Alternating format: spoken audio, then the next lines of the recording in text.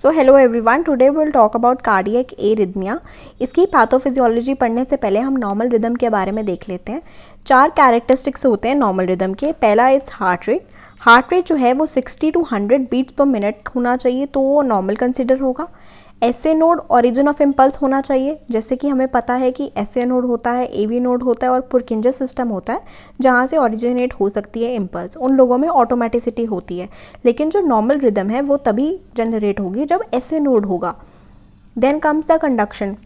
जो कंडक्शन होती है वो नॉर्मल पाथवे से होनी चाहिए। नॉर्मल पाथवे होता है कि एसए नोड ने इम्पल्स जनरेट की, वो पूरे एट्रियम में गई, एट्रियम से फिर एवी नोड के थ्रू वो वेंट्रिकल में एंट्रिकल करेगी। वेंट्रिकल में कैसे एंटर करेगी? एवी नोड से bundle of hairs, then bundle branches, Purkinje system and then ventricle.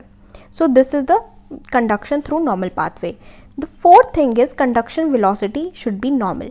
Velocity जो है वो हर एक की डिफरेंट होती है। जैसे कि एट्रियम में मॉडरेट होती है, एवी नोड में स्लो वेलोसिटी होती है और पुरकिंजर सिस्टम में फास्ट होती है। तो सब ने अपनी अपनी नॉर्मल वेलोसिटी के साथ ही जाना है, तभी हम नॉर्मल रिदम कंसिडर करेंगे। तो ये 4 हमने फैक्टर्स देखे। पहला हार्ट रेट, दूसरा origin of impulse should be SA node, तीसरा कंडक्शन जो है वो नॉर्मल पाथवे से होना चाहिए, चौथा ये जो इम्पल्स ट्रैवल कर रही है वो हर जगह से नॉर्मल वेलोसिटी से ही ट्रैवल करनी चाहिए। अगर इन सब में जैसे कि हार्ट रेट है, पहला हम कंसिडर करते हैं कि हार्ट रेट ऊपर नीचे हो जाए तो क्या होगा। 60 का हमने एक फिगर दिया कि इससे कम हो जाए तो that will B ब्रेडी arrhythmia. Arrhythmia का मतलब है हम रिदम से आउट हो गए, तो और ब्रेडी का मतलब है स्लो। सो 60 से लेस हम बोलेंगे इट विल बी ब्रेडी एरिथमिया। 100 से ज़्यादा हम बोलेंगे टैकी एरिथमिया। अब 100 से ज़्यादा भी कितना है, कितना ज़्यादा? तो वही 100 से लेकर 150 तक जो है that is simple tachyarrhythmia, normal. 150 से 250 इज़ पैराऑक्सिस्म, देन 250 से 350 फ्लटर्स एंड 350 से ज़्यादा कितना भी दैट इज़ फिब्रिलेशंस। तो फिब्रिलेशंस और फ्लटर काफ़ी डेंजरस होते हैं, और फिब्रिलेशंस आ रहे तो हमें बहुत ज़्यादा it's emergency situation. Then 40 to 60 हो, क्योंकि हमने बोला ना 60 जो है उससे नीचे ब्रेडीकार्डिया है, तो अगर 40 to 60 हो that is mild bradycardia. 40 to 20 हो that is moderate, and less than 20 that will be very severe bradycardia. तो अब ये जो हार्ट रेट है वो ऊपर नीचे हो सकते हैं फिजियोलॉजिकली भी, मतलब कि ज़रूरी नहीं है कोई पैथोलॉजी हो, नॉर्मल हम लोग जो जीते हैं उनके अंदर भी हो सकता है। जैसे कि जो हमारी जब हम इंस्पायर करते हैं उसके टाइम पे भी फ्लक्चुएशंस होती हैं। क्यों? क्योंकि जब हम इंस्पायर करते हैं हम कहते हैं that inhibits the vagus nerve, and when we are expiring that stimulates the vagus nerve. और वेगस नर्व हमें पता है एक पैरासिम्पैथेटिक नर्व है। पैरासिम्पैथेटिक मतलब इनहिबिटरी एक्शन है उसका एसए नोड और एवी नोड पे। तो मान लो अगर इनहिबिट कर रही है तो इसका मतलब है इस टाइम पे वो इनहिबिट करेगी एसए नोड को, और इस टाइम पे वो इनहिबिट नहीं कर पाएगी एसए नोड को, क्योंकि वो खुद इनहिबिटेड है। तो जब वो इस एक्सपायरेशन के केस में एसए नोड को इनहिबिट कर रही है, मतलब हार्ट रेट जो है वो कम हो जाएगा, आराम से होगा। तो अब जैसे कि ये डायग्राम हमने बनाई है, ये PQRS है दैट इज़ वेंट्रिकुलर डीपोलराइजेशन, और ये अगला PQRS है। तो ये जो RR का डिस्टेंस है ये होता है एक सिस्टोल एक जो कॉन्ट्रैक्शन है, एक जो डीपोलराइजेशन है उससे लेकर दूसरे डीपोलराइजेशन तक का टाइम। तो ये टाइम जो है ये ज़्यादा या कम हो जाता है। अगर तो हमारा हार्ट रेट ज़्यादा है, बहुत हार्ट रेट ज़्यादा मतलब 1 मिनट में कितनी बीट्स हो रही हैं, तो अगर तो हार्ट रेट ज़्यादा है तो ये जो RR डिस्टेंस है वो कम हो जाएगा। ऑब्वियस सी बात है, हमें ज़्यादा बीट्स चाहिए एक ही मिनट में, तो ये डिस्टेंस कम करना पड़ेगा, टाइम कम करना पड़ेगा। वहीं अगर हार्ट रेट हमारा कम है तो ये RR जो है वो आराम से होगा, आराम से बीट्स होंगी, तो दैट इज़ RR जो है वो इंक्रीज़ हो जाएगा।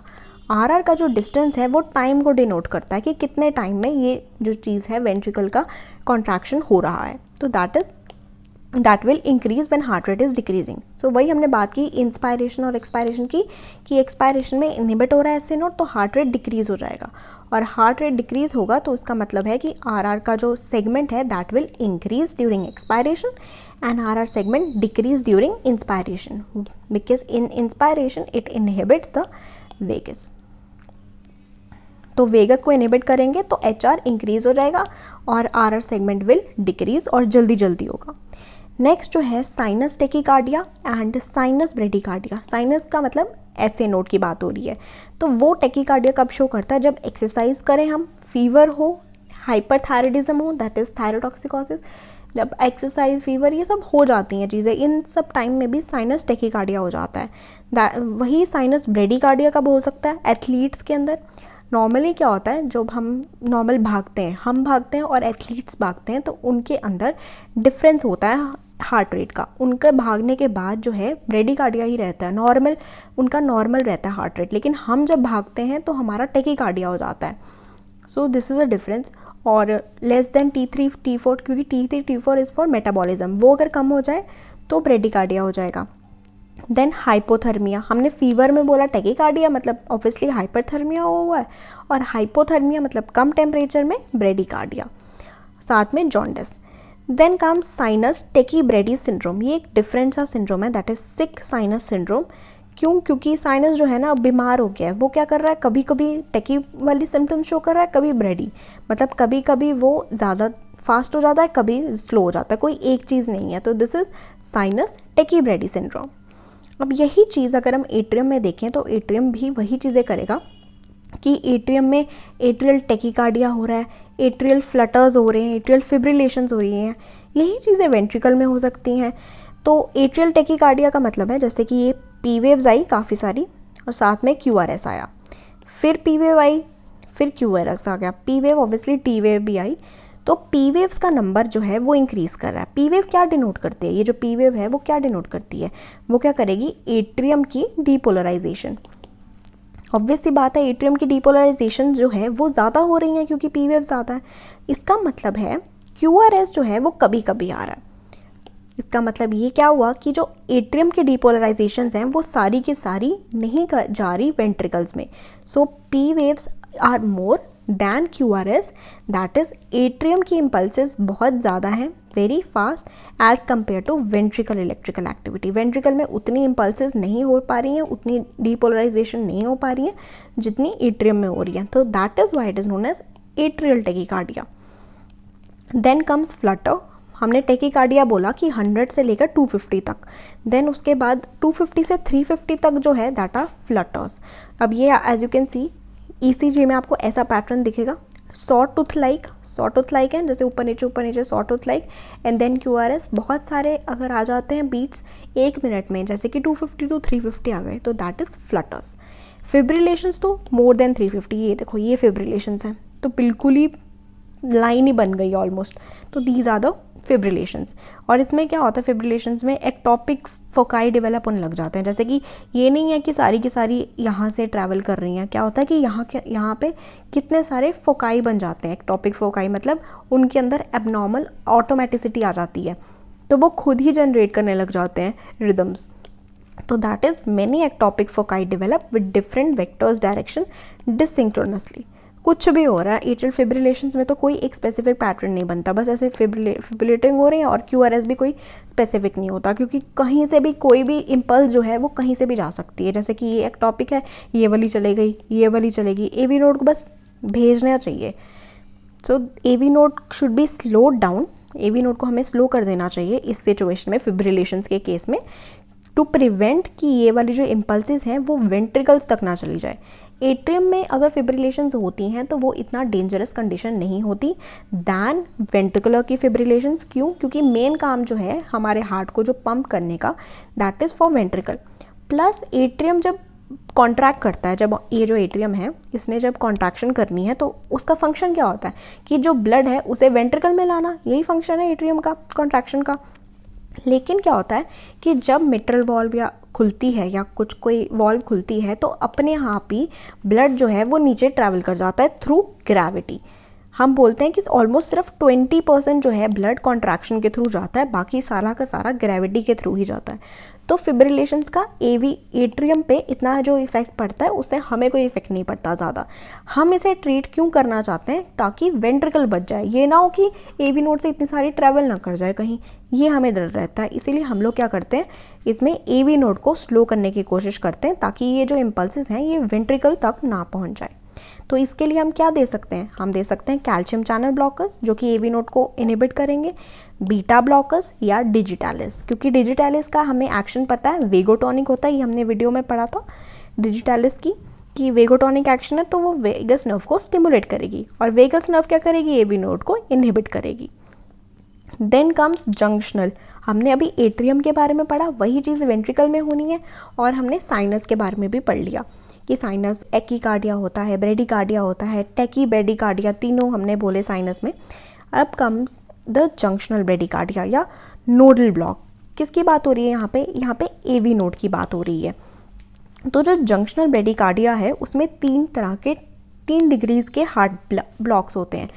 फर्स्ट डिग्री हार्ट ब्लॉक, इसमें क्या होता है कि जो इम्पल्सेस हैं वो सारी की सारी जाती हैं एट्रियम से वेंट्रिकल में, जो भी एट्रियम में डेवलप हुई वो सारी की सारी वेंट्रिकल में चली गई, ठीक है, लेकिन कुछ डिले के साथ।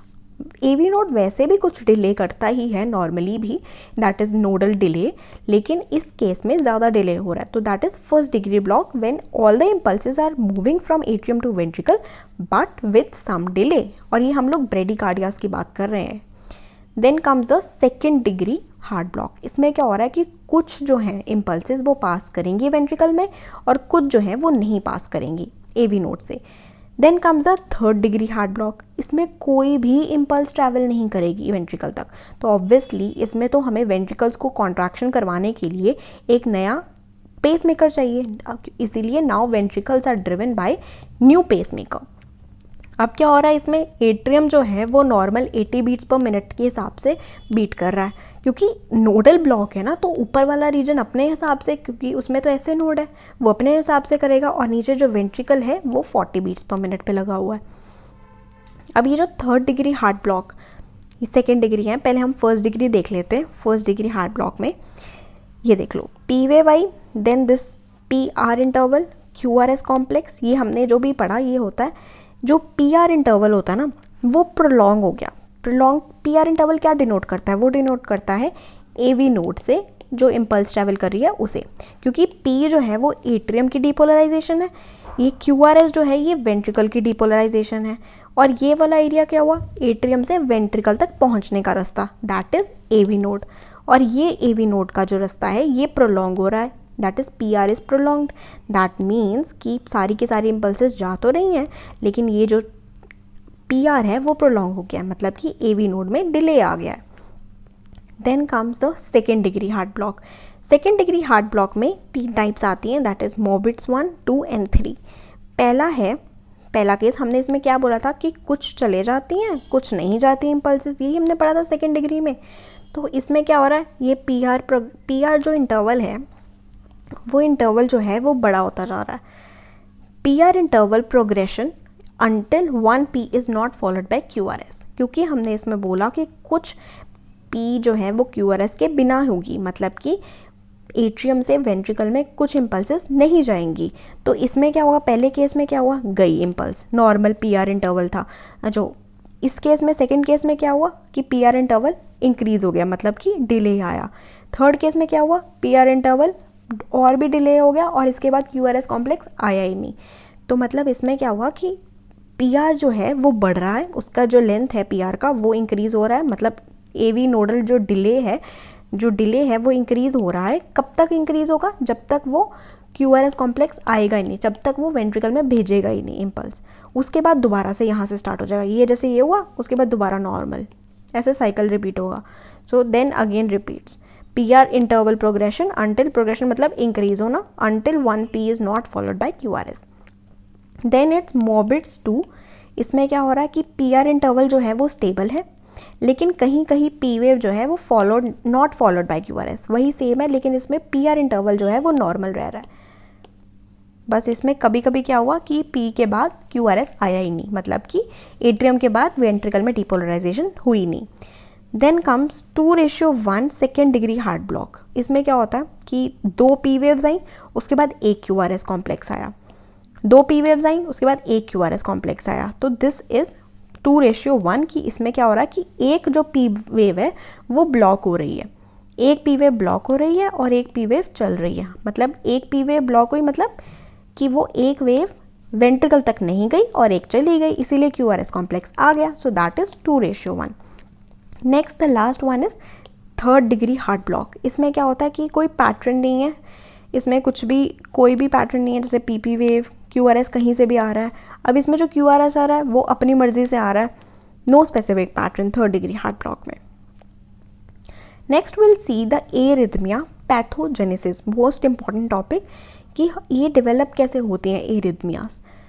एरिथमिया जो है वो ऑब्वियसली या तो इम्पल्स वहाँ पे अबनॉर्मली जनरेट कर रही है या फिर कंडक्शन में प्रॉब्लम आ रही है. तो वही है कि या तो एबनॉर्मल जनरेशन है या एबनॉर्मल कंडक्शन है. अब जनरेशन में क्या हो सकता है, एबनॉर्मेलिटी आई है स्पॉन्टेनियस ऑटोमेटिसिटी में, मतलब कि जो जहाँ पे ऑटोमेटिसिटी है नॉर्मली थी, जैसे कि ऐसे नोड, वहाँ पे एबनॉर्मेलिटी आ गई है, वो ज़्यादा इम्पल्सेस पास करवा रहा है, AV नोड ज़्यादा पास करवा रही है. मतलब जहाँ पे ऑटोमेटिसिटी नॉर्मली थी वही एक्सेलरेट हो रहे हैं. सेकेंड जो है ट्रिगर्ड ऑटोमेटिसिटी, इसका मतलब है कि जहाँ पे ऑटोमेटिसिटी नहीं थी उसमें कुछ ऐसे कैरेक्टरिस्टिक्स हुए, उसमें कुछ ऐसे प्रॉब्लम्स आई कि वहाँ पे ऑटोमेटिसिटी डेवलप हो गई. नॉर्मल मायोकार्डियम जो कि ऑटोमेटिक नहीं था.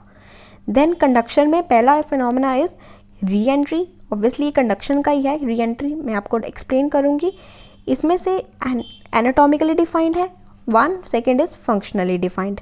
एनाटॉमिकली डिफाइंड जो है वो WPW सिंड्रोम में है, वो हमने अलग सेपरेट वीडियो बनाई हुई है पूरी, अगर आपको बहुत अच्छे से करना है तो या you can go for that. नहीं तो WPW सिंड्रोम में क्या होता है कि बंडल ऑफ केंट होता है, वो एक सेपरेट उसके लिए पाथवे होता है इम्पल्स को ट्रैवल करवाने के लिए. मतलब वो AV नोड से नहीं जाता, बंडल ऑफ केंट एक अलग बंडल है उससे चले जाता है, तो उसकी वजह से री एंट्री फिनोमेनन होता है. वो मैंने बिल्कुल अच्छे से इसमें एक्सप्लेन किया हुआ है. फंक्शनली डिफाइंड, जैसे कि कोई एरिया है उसमें स्कारिंग हो गई, उसमें स्कीमिया हो गया, कोई मतलब नॉर्मल ही था, कोई सेपरेट एनाटॉमिकल उसको वे नहीं मिला, पाथवे नहीं मिला, बस एक फंक्शनल डिफेक्ट आ गया. नेक्स्ट जो है दैट इज़ इम्पल्स ब्लॉक, कि इम्पल्स जा ही नहीं रही, AV नोड का ब्लॉक हो गया, तो दैट इज़ कंडक्शन में प्रॉब्लम आई है. तो दिस इज़ अ चार्ट कि एरिथमिया की पैथोजेनेसिस कैसे डिवाइडेड है. अब ट्रिगर्ड ऑटोमेटिसिटी में आपको एक बार बता दूं, जैसे कि ये देखो, ये क्या हो रहा है कि नॉर्मल, इसमें क्या हुआ, नॉर्मल ये वेंट्रिकल का मान लो सेल है, तो उसके अंदर क्या हुआ, ऊपर ये जो गया, this is for Na node, this is for sodium. Sodium की एंट्री हुई, डीपोलराइजेशन हुई, एकदम से वो ऊपर चला गया. देन पोटाशियम बाहर गया थ्रू पोटाशियम चैनल, तो फिर वो नीचे आया. यहाँ पे भी पोटाशियम जो है वो मूव कर रहा है बाहर, यहाँ पे पोटाशियम मूव कर रहा है, लेकिन साथ में कैल्शियम भी आ रहा है, तो इसीलिए क्या हुआ कि ये एक लाइन बन गई, स्टेगनेंट हो गया. देन कम फिर से नीचे आता है वो, फिर से नीचे क्यों आएगा वो, क्योंकि पोटाशियम जो है उसका लॉस हो रहा है. जब कोई पॉजिटिव चीज़ बाहर जाती है तो अंदर का एटमॉस्फेयर नेगेटिव हो जाता है. तो और नीचे जो है वो कौन सा एरिया है, नीचे नेगेटिविटी है और ऊपर पॉजिटिविटी है. तो ऑब्वियसली जब पॉजिटिव चीज़ बाहर जाएगी तो अंदर नेगेटिव होगा, इसलिए ये ग्राफ नीचे आ जाता है. अब क्या होता है नॉर्मली क्या हुआ, इसमें आपको दिख ही रहा है कि ऐसे आया, फिर उसके बाद यहाँ पे रहता है, फिर उसे जब इम्पल्स मिलती है वो ऊपर जाके दोबारा से ये ग्राफ कंटिन्यू होता है. लेकिन जब हमने बोला ट्रिगर्ड ऑटोमेटिसिटी हो रही है तो वो दो टाइप्स की होती है. एक EAD that is early after depolarization, second is DAD that is delayed after depolarization. Early में क्या होता है कि रीपोलराइजेशन, जो हम नीचे जाते हैं ना, ये वाला part, this is repolarization, this is depolarization, जो ऊपर जाना. तो रीपोलराइजेशन अभी ख़त्म भी नहीं हुई है, तब ये EAD वाला ग्राफ आ गया. मतलब उसी अभी रीपोलराइज हो रहा था, लेकिन तभी एक और डीपोलराइजेशन आ गई और उसको ऊपर ले गई.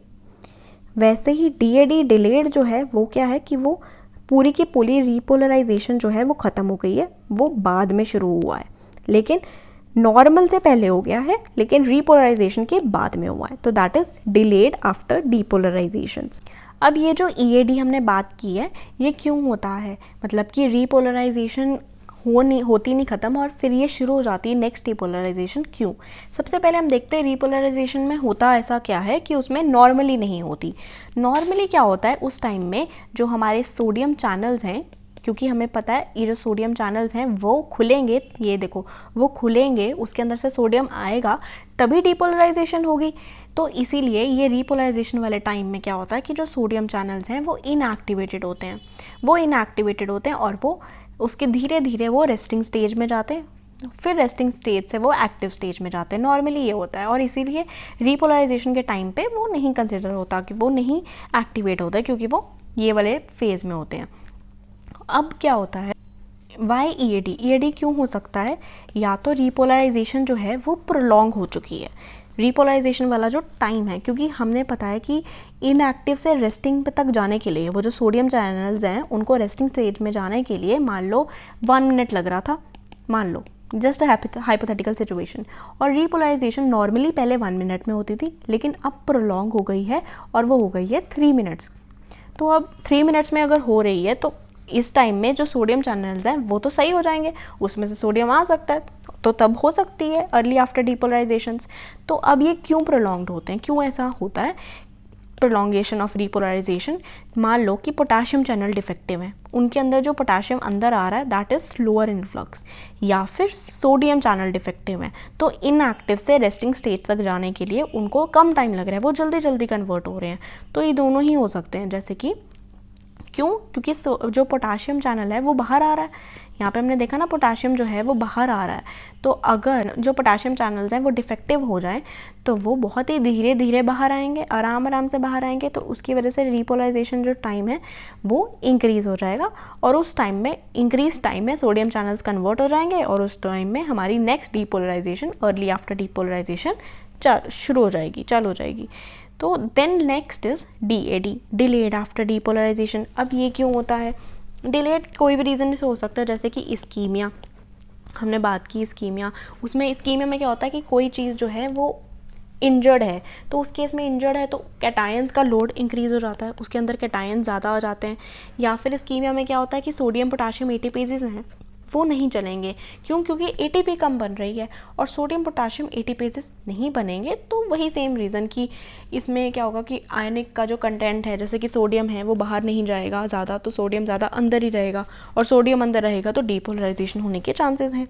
नेक्स्ट जो है इस्कीमिया के अलावा दैट इज़ कि हमने एड्रेनर्जिक स्ट्रेस दे दिया है, मतलब कैल्शियम का लोड बहुत ज़्यादा इंक्रीज़ कर दिया है सेल के अंदर, और या हमने कोई ऐसी ड्रग दे दी है जो कि सोडियम पोटाशियम ATPases को ब्लॉक कर रही है। कौन सी ड्रग हमने पढ़ी है, याद करो, सोडियम पोटाशियम ATPases जो है उनको कौन ब्लॉक करता था, कोई ऐसी ड्रग याद है, तो दैट इज़ डिजिटैलिस। डाइजॉक्सिन हमने पढ़ा था, डाइजॉक्सिन क्या करती है, इसको इनहिबिट करती है, और इसे इनहिबिट करेगी तो सोडियम अंदर ज़्यादा रहेगा, और सोडियम अंदर ज़्यादा रहेगा तो that will call lead to depolarisation.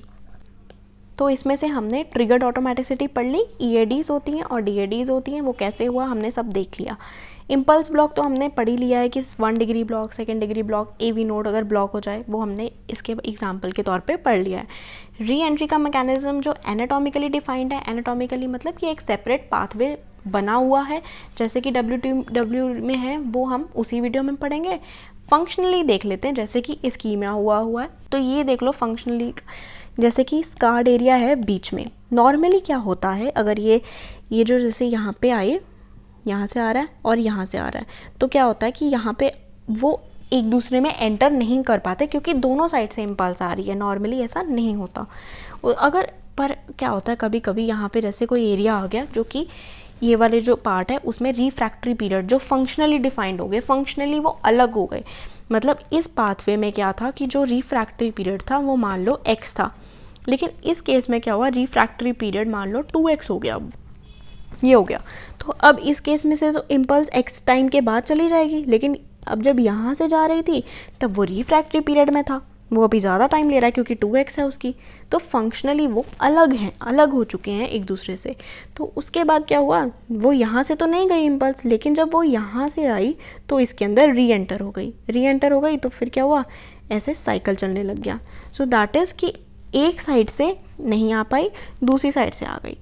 एक बार दोबारा, यहाँ से इम्पल्स आई, यहाँ से नॉर्मली इम्पल्स आई, नॉर्मली यहाँ से भी आती है, लेकिन इस बार क्या हुआ, ये वाला जो एरिया था वो फंक्शनली डिफरेंट हो गया। उसमें जो रिफ्रैक्टरी पीरियड है, रिफ्रैक्टरी पीरियड वो होता है कि जब एक जो सेल है वो रेस्ट कर रहा है, उसके अंदर डीपोलराइजेशन नहीं आ सकती, उसे हम एक्टिवेट नहीं कर सकते। नॉर्मली रिफ्रैक्टरी पीरियड में हम उसे डीपोलराइज नहीं कर सकते। तो फंक्शनली इन दोनों में एक डिफ्रेंसिएशन हुई, एक प्रॉब्लम आई, जिसकी वजह से इसका जो रिफ्रैक्टरी पीरियड है, मतलब इसका इनएक्टिवेशन का जो पीरियड है वो ज़्यादा हो गया इसके कंपैरिजन में। तो अब जब ऊपर से इम्पल्स आई, इसमें ट्रैवल नहीं कर पाई क्योंकि ये रिफ्रैक्टरी पीरियड में था, लेकिन इधर से क्या हुआ, इधर से इम्पल्स ट्रैवल कर गई नॉर्मली। फिर क्या हुआ, अब जब वो घूम के इधर से आई तो क्या हुआ कि अब यहाँ पे तो कोई इम्पल्स नहीं है। अब जब ये घूम के ये वाली इम्पल्स यहाँ पे आई तो ये वाला एरिया का रिफ्रैक्टरी पीरियड ख़त्म हो गया, मतलब कि ये एक्टिव हो गया। अब रिफ्रैक्टरी पीरियड ख़त्म हो गया, ये एक्टिव हो गया, तो इसके अंदर से अब इम्पल्स ट्रैवल कर जाएगी। पहले नहीं कर रही थी, पहले ये वाले एरिया में यहाँ से दोनों इम्पल्स हमने दी, यहाँ से ट्रैवल कर गई, यहाँ से नहीं करी क्योंकि ये तब रिफ्रैक्टरी पीरियड में था। लेकिन जब हमने यहाँ से दोबारा लेके आए हैं घुमा के, तब तक उससे ज़्यादा टाइम मिल गया, तो तब तक ये वाला जो एरिया था उसमें रिफ्रैक्शन ख़त्म हो गई और ये एक्टिव हो गया। तो अब क्या हुआ, अब यहाँ से साइकिल चलना शुरू हो जाएगा। तो this is re entry phenomenon. और इसकी वजह से क्या हुआ, क्योंकि ये जो साइकिल है ना, ये नॉर्मली कम टाइम में होता है जितना एसए नोड एक साइकिल प्रोवाइड करता है। एसए नोड मान लो 0.8 सेकेंड प्रोवाइड कर रहा है, लेकिन ये जो साइकिल है बहुत छोटा है, तो ये 0.3 सेकेंड में हमें एक साइकिल दे रहा है। और इस साइकिल में क्या हो रहा है, ये साथ साथ वेंट्रिकल्स को भी स्टिमुलेट कर रहा है। तो that will be tachyarrhythmia. It keeps throwing cardiac impulses with every cycle to the rest of the heart and it will cause tachyarrhythmia. So yes guys, this was cardiac arrhythmia जिसमें हमने इसकी pathophysiology पढ़ी। री एंट्रेंट का जो anatomically है वो अलग सेपरेट वीडियो में है, वो अगर बहुत डिटेल में करना है तो you can go for that. And if you have any query regarding this topic you can ask, and if you like the video please subscribe. Thank you.